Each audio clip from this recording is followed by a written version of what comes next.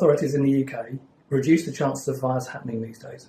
The way that we would look at targeting incidents of fire is certainly, if there has been an incident, then we would look at doing follow-up inspections. We'd be looking at the systems that went wrong or right through the legislation, and it's very much more health and safety based. So we're headed down the line of health and safety and prosecution in those sorts of areas where things have gone wrong.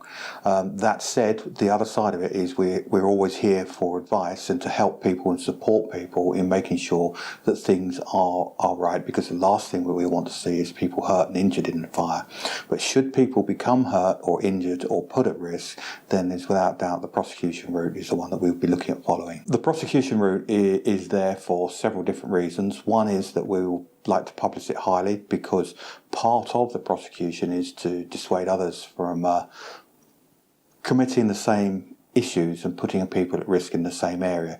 So we'd very much like to publicise any court case that we do go to, and the fines are set as an example to other organisations, particularly in the same sector, who feel that it's okay to flout fire safety legislation. How do fire enforcement officers target places to visit? I mean, the way that we would target places to visit is generally we have an inspection programme where we have all businesses within an area, and we look at the likelihood of fires occurring within there and the risk to people occurring, and we will then take the highest risks and the ones that's most likely for a fire to occur, and we will program in an inspection regime.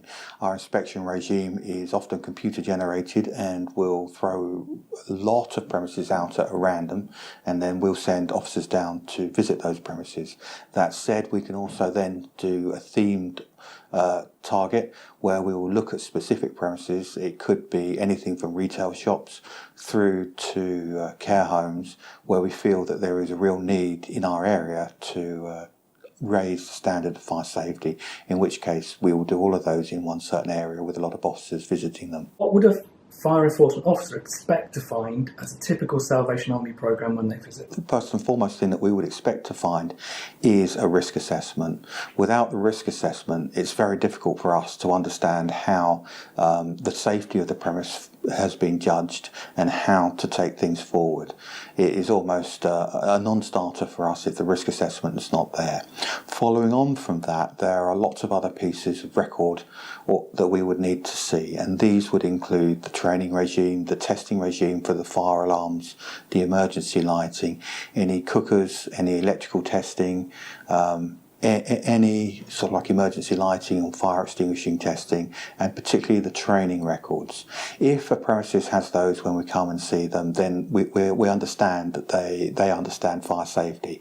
If the manager doesn't know where to find them, doesn't understand them, then the alarm bells start to ring in our heads, and we start to look a bit more deeply into the systems and processes and practices. What are the typical things that happen when a fire does occur? So what stages of involvement does the fire authority have? So from kind of the dealing with the fire through to sort of investigation and then any prosecution, I guess? Quite often we'll pick up the breaches of fire safety legislation through an inspection regime, or it is possible to receive an alleged fire risk where someone reports fire safety breaches, and we'll come and have a look at the premises and we'll make an informed decision as to whether that's occurred. So that's one area where they can start from. Other areas will start from where other authorities may possibly tell us that there are issues within buildings, and we'll go and have a look at that. A further area of consideration is where there has actually been a fire, or if a fire has occurred. We have the authority to take the occupiers to court through that, should there be breaches of fire safety legislation. It's a bit complex and convoluted because the police have to finish with the criminal prosecution first, and then we will become involved along with the health and safety and take things similar to a health and safety prosecution to the court. To expand on that thing, who would be prosecuted? The persons we're looking at prosecuting initially will be the top of the company. So that would be the board or the chairman, and if they devolve responsibility down, then we'll be following the trail down to the competent and responsible people. Now, those people could be the managers of the home if they are not following due diligence and the requirements of the organisation to follow policy and practices and procedures that are laid down.